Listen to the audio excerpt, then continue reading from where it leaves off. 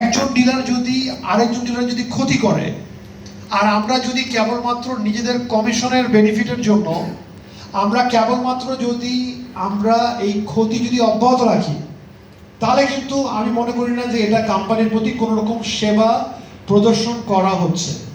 আমি মনে করি এটা কিন্তু আমাদের জন্য একটা রং কাজ হচ্ছে নাকি পর্বে আমি ঠিক বলছি না রাইট?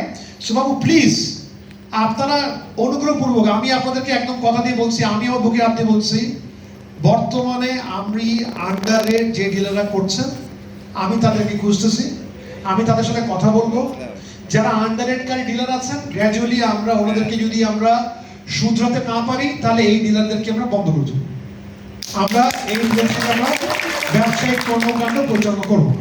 নাম্বার ওয়ান কথা। নাম্বার টু কথা হলো প্রত্যেকটা এলাকা আছে। এখন আমার এলাকা হলো ঢাকার থেকে কিভাবে দিচ্ছে দেখবো, এবং আমরা উন্নত প্রযুক্তি কাজে লাগিয়ে আমরা প্রত্যেক কেবলের বান্ডিলের মধ্যে RFID কোড লাগাবো, স্ক্যানার সিস্টেম, রাইট? কাকে কোন কেবলটা কোথা থেকে দিলাম RFID এর মধ্যে কিন্তু সব কিছু দেখা যাবে। প্রদীপদা, আমি সেই প্রদীপ পোদ্দারকে চিনি যে কিন্তু ওই যে মানে 25 বছর বয়সে আমাদের কোম্পানিতে আসছিল।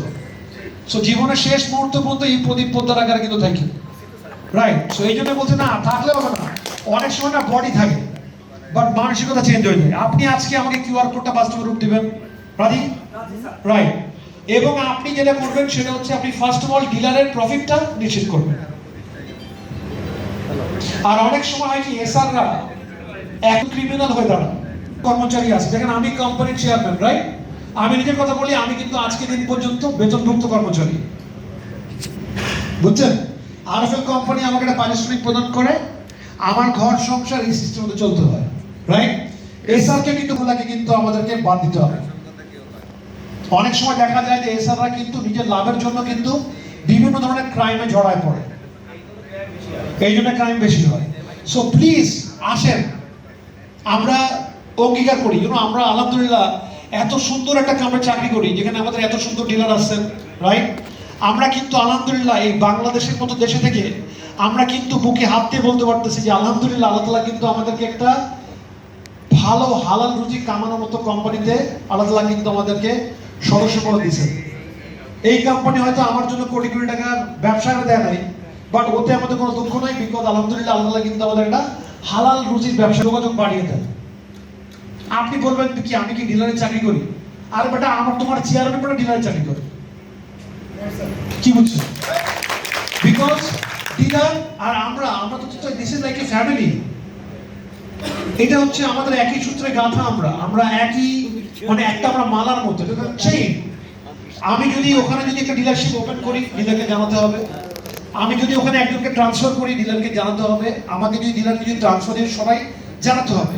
তারপরে যে ডিলার যদি বলে যে ভাই আমার তো এই ছেলের সাথে লেনদেন আছে, এই ছেলেকে যদি কালকে ট্রান্সফার করেন, কালকে যদি এই ছেলে যদি আমাকে এই টাকাটা দায়িত্ব কে নেবে? সো এই সমস্ত বাস্তবিক সমস্যাগুলো সমাধান করে আপনাকে কাজ করতে হবে। আর আপনি যত সিরিয়াসলি আপনি আপনার দায়িত্বটা বুঝতে পারবেন তত কিন্তু আপনি সফল। তারা কিন্তু ভালো মানুষ হতে পারে না যে ভাই আমার মাথায় বুদ্ধি বেশি। আর ওটা কারো মাথায় বুদ্ধি বেশি না, আল্লাহর মাথায় সব বুদ্ধি, কি ঠিক আছে না? আর বাকি সব মানুষের মাথায় দেখেন ছোট্ট একটা গোল মাথা। কেউ যদি বলে যে আমার মাথায় অনেক বুদ্ধি, ভাই এই মাথার পরিধি, তাহলে কি দেখতাম যে ভাই এক একটা লোকের মাথা কিন্তু 6 মাইল দূর মাথা হইতো। আল্লাহ সিস্টেমের মধ্যে থেকে আমরা যেন কোম্পানিকে নিয়ে এগিয়ে যেতে পারি, জানি তার স্বপ্ন, রাজি? এইটা অঙ্গীকার কি ডিলারকে করা যাবে? এবং আমি আপনাকে রিকোয়েস্ট করছি বারবার বারবার বারবার আপনারা আপনাদের এসআরদেরকে সৎ পথে থাকবো, ভালোভাবে চলবো, বেশি চালাকি করার চেষ্টা করব না। আমার মরণ মানে আমার পরম পিতা, রাইট, যিনি আজ থেকে 10 বছর আগে পৃথিবী ছেড়ে চলে গেছেন, একটা কথা আমাকে বলতেন, বুঝছেন? মুরব্বীরা যখন কথা বলতো না খুব ভালো কথা বলতো। বাবু এটা কিন্তু আঙ্কেলকে বোঝাতে হবে, আব্বুকে বোঝাতে হবে, হ্যাঁ ঠিক আছে ওকে। আমার বাবা আমাকে বলতো কি যে বাবা পৃথিবীতে তুমি চালাক হওয়ার চেষ্টা করো না। আমার ডাক নাম সানি, রাইট?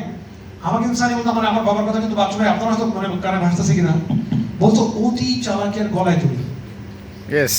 বলতে না পারছো ভাই? সো আমি আপনাকে বলি যে ভাই প্লিজ, আমি আপনাকে কোম্পানির তরফ থেকে বলবো যে ভাই আমরা বহুত চালাকি করার চেষ্টা করছি বিগত দিনে। আজকে 55 বয়সের মাপ চাইছি ভাই আন্ডারেট। হ্যাঁ বলুন। আন্ডাররেটের ব্যাপারে যে কথাগুলি এখানে হলো, আমি খুব কেয়ারফুলি আসলে লক্ষ্য করছি বিষয়টা। আপনারা যারা সেলসে আছেন আমার কথাটা একটু শুনলে মানে ডিলার ছিলাম। আমার ডিলার হলো জাফা ইলেকট্রিক, ভাই নাম্বার মাগুরা। আমার নাম মোহাম্মদ শামসুল আলম। আমার 11টা শব্দের একটা নাম আছে, ওইটা আজকে বলবো না। গত মিটিংয়ে বলছিলাম কক্সবাজারে। তো যাই হোক, আমি আর কি আপনাদের একজন উদ্যোতন আমাকে একটা জায়গায় যে ফোন দিছে যে ভাই বলেন বছর কত টাকা লাভ করেছেন। আমি বললাম আমি কোনো আন্ডাররেট করে মাল বিক্রি করি নাই, তাতে আমার কত লাভ হয়েছে 2,40,000। দুইটা উমরা হজ পেয়েছি, তাতে আমি উমরা হজে যাই নাই, কারণ আমার ওয়াইফের চাকরি করে, ওখানে কিছু বাধ্যবাধক আছে, আগামীতে যাওয়ার ইচ্ছা আছে। তো সেখানে আমাকে 3 লাখ টাকা দেওয়া হয়েছে। তারপরে আনুষঙ্গিক আরো তো ওই যে সেল একটু বেশি করলে পরে একটা পার্সেন্টেজ আছে মাসের মধ্যে, সেটা পেয়েছি। তা তারপরে আমি ওনাকে ভাইবা দিলাম, উনি হয়তো কোনো এক জায়গায় যে এরকম আন্ডার রেট বা লাভ হয় না, কেবলস বেশি বা বিজলি বেশি লাভ হয় না, এটার উদাহরণ একটা মডেল হিসেবে আমাকে দাঁড় করাইছেন ওখানে। তারপর আমার সাথে কথা বন্ধ করছেন। আমি খুব খুশি হয়েছি এটাতে, অনেক অনেক খুশি। কেবলসের শোরুম ম্যানেজার ছিল কোনো এক স্থানের, হয়তো যে কোনো কারণে উনি চাকরি ছাড়ছেন, ছাড়িয়ে ওই ওনার প্রত্যয় নিয়েছে যে আন্ডার রেট করে মাল। ওনার শুরুটাই হয়েছে আন্ডার রেট করে। উনি কোনো দোকানদার না, কোনো কিছু না, হঠাৎ করে ওনার কোনো কাস্টমার নাই, ওনার কোনো কাউন্টার সেল নাই, উনি ওই হকারি করে বিভিন্ন জায়গায় বিল্ডিং ঠিক যাই আন্ডার রেট করে মাল বিক্রি করে। উনি যেখানে ইতিপূর্বে ছিলেন